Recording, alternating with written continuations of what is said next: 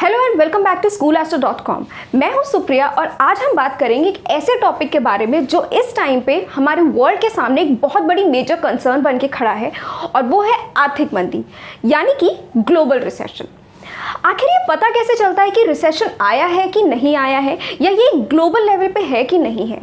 तो ये काम करती है IMF यानी कि इंटरनेशनल मॉनेटरी फंड। ये वो इंस्टीट्यूशन होती है जिसका काम होता है कि वर्ल्ड की सारी कंट्रीज की जीडीपी को स्टडी करके एक ओवरऑल जीडीपी देना, जिसके बिहाफ पर हम ये पता लगाते हैं कि रिसेशन आया है या नहीं आया है।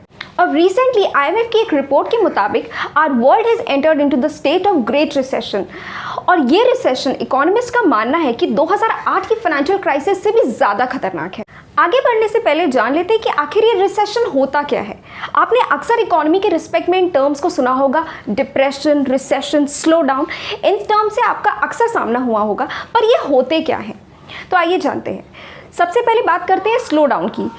स्लो डाउन एक ऐसी कंडीशन होती है जब किसी कंट्री की जो जीडीपी ग्रोथ रेट होती है वो कॉन्स्टेंटली गिर रही होती है, बट वो नेगेटिव नहीं होती। जैसा कि हम इंडिया में पिछले कुछ सालों से देख रहे हैं कि हमारी जो जीडीपी ग्रोथ रेट है वो कॉन्स्टेंटली गिरती जा रही है। नेक्स्ट आता है रिसेशन। रिसेशन वो सिचुएशन होती है जब किसी कंट्री की जो जीडीपी ग्रोथ रेट होती है वो नेगेटिव हो जाती है 2 क्वार्टर्स या उससे ज़्यादा के लिए। और डिप्रेशन इससे भी ज़्यादा खतरनाक सिचुएशन होती है। एक बहुत लंबे समय तक चलने वाले रिसेशन को हम डिप्रेशन कहते हैं, जिसमें किसी कंट्री की जो जीडीपी ग्रोथ रेट होती है वो -10% या उससे भी ज़्यादा वर्स हो जाती है और ये ड्यूरेशन 3 साल या उससे ज़्यादा के लिए चलता है।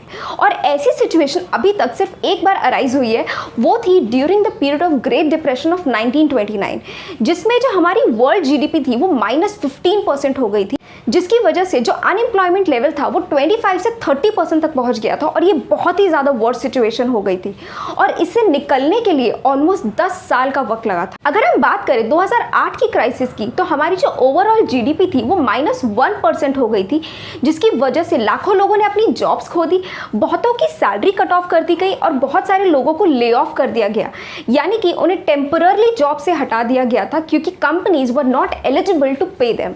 अब अगर हम करंट सिचुएशन की बात करें कि ये जो रिसेशन आया है वो किस वजह से आया है और आखिर ऐसा हुआ क्या है जिसकी वजह से ये रिसेशन अराइज हुआ है। राइट नाउ हमारा वर्ल्ड एक ग्लोबल पैंडेमिक को झेल रहा है और कोरोना वायरस के चलते कंट्रीज ने इस सिचुएशन को कंट्रोल करने के लिए और इस पैंडेमिक को कंट्रोल करने के लिए लॉकडाउन घोषित कर दिया था, जिसकी वजह से जितने भी सेक्टर्स हैं, चाहे वो मैन्युफैक्चरिंग सेक्टर्स हो, आपके सर्विस सेक्टर्स हो, यहाँ तक कि लोगों को भी घरों से निकलने के लिए कंप्लीटली मना कर दिया गया था कि वो इस लॉकडाउन के चलते घर से भी नहीं निकल सकते हैं, और जिसके रिजल्ट के तौर पे ये रिसेशन अराइज हुआ है। अब बात करते हैं कि इस पैंडेमिक की वजह से किन सेक्टर्स पे कैसा असर पड़ा है इस लॉकडाउन का।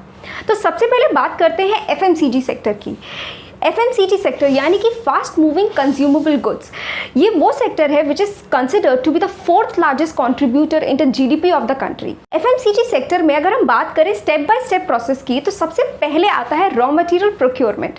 लॉकडाउन से पहले जहां पे रॉ मटेरियल प्रोक्योरमेंट कंपनीज के लिए और फैक्ट्रीज के लिए बहुत ईजी होता था, इस लॉकडाउन की वजह से वो बहुत ही ज़्यादा डिस्टर्ब हो गया है, जिसकी वजह से फैक्ट्रीज में रॉ मटेरियल पहले की तरह स्मूथली नहीं पहुँच पा रहा है। हमारी सेकेंड स्टेज आती है प्रोडक्शन।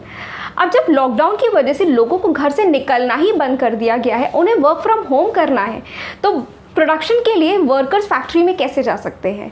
और अगर वो जाएंगे भी तो उन्हें कोरोना वायरस के चलते जो भी रूल्स एंड रेगुलेशंस को बनाए गए हैं उनको फॉलो करना पड़ेगा, जिसकी वजह से वो ग्रुप एक्टिविटीज़ में भी काम नहीं कर सकते हैं, जिसके रिजल्ट के तौर पे जो प्रोडक्शन कैपेसिटीज़ हैं वो फुल्ली यूटिलाइज नहीं हो पा रही हैं। नेक्स्ट आती है आपकी demand of that product.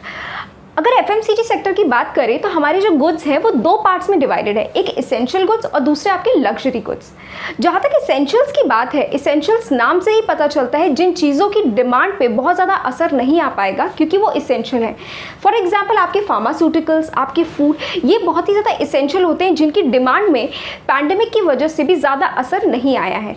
But अगर हम बात करें लग्जरी गुड्स की, फॉर एग्जाम्पल आपके कॉस्मेटिक्स, आपकी कार्स, आपके रेफ्रिजरेटर्स, आपके ACs, ये वो सेक्टर है जिनके ऊपर इस लॉकडाउन का बहुत ही ज़्यादा बुरा असर पड़ा है और इनकी डिमांड बहुत ज़्यादा डाउन हो गई है। लास्ट स्टेज हमारी आती है रियलाइजेशन ऑफ प्रॉफिट यानी कि हमारी सेल्स की स्टेज। अब जब मार्केट ही बंद है, लोग घर से बाहर नहीं निकल सकते हैं, तो आखिर वो परचेज कैसे करेंगे, जिसकी वजह से जो कंपनीज का जो माल है जो मार्केट में पड़ा हुआ है वो क्रेडिट के ऊपर है, जिसका रियलाइजेशन अभी नहीं हो पा रहा है, जिसके रिजल्ट के तौर पे जो कंपनीज हैं उनको भी बड़ा लॉस हो रहा है। नेक्स्ट हम बात करते हैं उस सेक्टर की जिसको इस पैंडेमिक में सबसे ज़्यादा बेनिफिट हुआ है, और वो है टेक्नोलॉजिकल सेक्टर।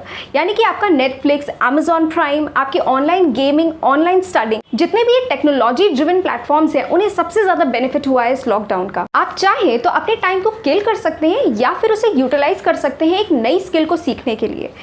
आज की इस फास्ट मूविंग टेक्नोलॉजी की दुनिया में हर कोई कोडिंग जैसी लैंग्वेज को सीखना चाहता है, और ये इतनी इंपॉर्टेंट है कि इसे न्यू एजुकेशन पॉलिसी में भी इंक्लूड कर लिया गया है। और अगर आप भी चाहें तो बहुत ही आसान तरीके से आप इसे सीख सकते हैं with the help of white hat junior. White hat junior एक रिसेंटली लॉन्च की गई ऐप है जिसकी हेल्प से आप बहुत ईजिली कोडिंग जैसी लैंग्वेज को सीख सकते हैं और अपने फ्यूचर को ब्राइट कर सकते हैं, और इसका लिंक आपको डिस्क्रिप्शन बॉक्स में मिल जाएगा। अब हम बात करते हैं उस सेक्टर की जिसके ऊपर इस पैंडेमिक और लॉकडाउन का सबसे ज़्यादा बुरा असर पड़ा है, और वो है हमारा hotels and hospitality sector, travels and tourism sector, हमारे स्पोर्ट्स सेक्टर और हमारे स्मॉल बिजनेसेस।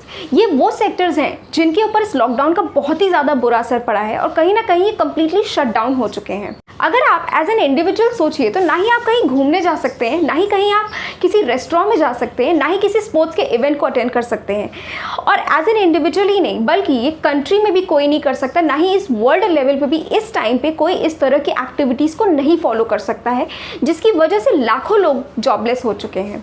और मैं केवल उन बड़े बिजनेसेस या बड़े स्पोर्ट्स प्लेयर्स की बात नहीं कर रही, मैं उन लोगों की बात कर रही हूँ जिनकी हेल्प से इनकी ये जो इवेंट्स होते हैं वो ऑर्गेनाइज किए जाते हैं। जैसे कि आपके टिकटिंग डिपार्टमेंट हो गया, आपकी सिटिंग अरेंजमेंट्स को देखने वाले लोग हो गए, ग्राउंड मैनेजमेंट से लेके जो आपकी डेकोरेशंस को देखते हैं, ये जो छोटे छोटे ऑड जॉब्स करते हैं, मैं उन लोगों की बात कर रही हूँ जो इस टाइम पे लॉकडाउन की वजह से जॉबलेस हो चुके हैं। और ये इनकी संख्या इतनी बड़ी है कि इनकी वजह से कहीं ना कहीं ये जो जॉबलेस सेक्टर है यही इस ग्लोबल रिसेशन को अराइज कर रहा है। बट हमारे इकोनॉमिस्ट का मानना ये है कि ये जो पूरा रिसेशन हमारे वर्ल्ड पे आया है वो इस लॉकडाउन के रिजल्ट के तौर पे आया है, और जैसे ही हम इस लॉकडाउन से बाहर आएंगे और फिर से सेक्टर्स अपनी फंक्शनिंग कैपेसिटी पे आना स्टार्ट होंगे और फिर से इकोनॉमी रीओपन होगी तो ये रिसेशन ऑटोमेटिकली क्योर हो जाएगा। At the end I would just like to ask कि आपके क्या सजेशंस और व्यू पॉइंट्स हैं कि कैसे हम अपनी इकोनॉमी को फिर से रिवाइव कर सकते हैं, अपनी जीडीपी को फिर से ग्रो कर सकते हैं, और इस पैंडेमिक से कैसे लड़ सकते हैं। आप अपने सजेशंस को कमेंट बॉक्स में जरूर शेयर कीजिएगा। अगर आपको ये वीडियो अच्छा लगा हो तो इसे लाइक कीजिए, शेयर करिए और चैनल को जरूर से जरूर सब्सक्राइब कीजिए। Thank you for watching SchoolAstro.com।